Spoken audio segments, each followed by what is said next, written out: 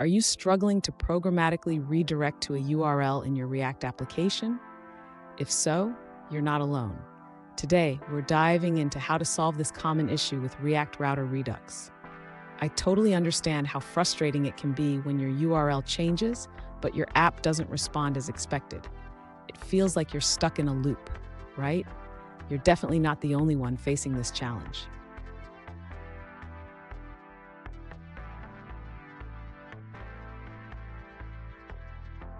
Let's look at the specific question at hand. One user asked, how can I programmatically redirect to a URL using react-router-redux? They provided their setup, including versions of React DOM, React Redux, React Router DOM, and React Router Redux. Sound familiar? Let's explore this together. So, what's happening here? The user has implemented a button that changes the URL, but the React app isn't treating this as a proper redirect. This can happen when the history object isn't properly integrated with the React router. Let's break it down. And stick around.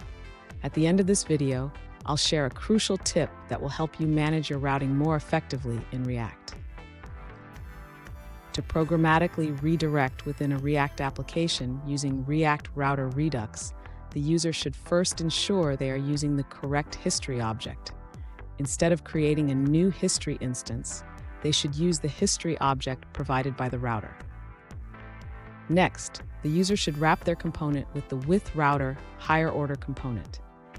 This will give access to the history, location, and match props, allowing for proper navigation. Now, the user can modify the button's on-click event to use the history prop for navigation. This ensures that the React app recognizes the URL change and triggers the appropriate component logic. Finally, the user should test the implementation to ensure that clicking the button correctly redirects to the new URL and loads the associated component as expected. Fun fact, did you know that the first web browser was created in 1990?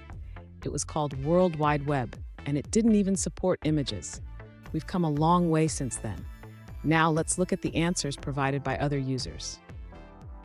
An alternative approach suggests using the history object from this.props within your components. You can programmatically redirect by calling this.props.history.push with the desired path.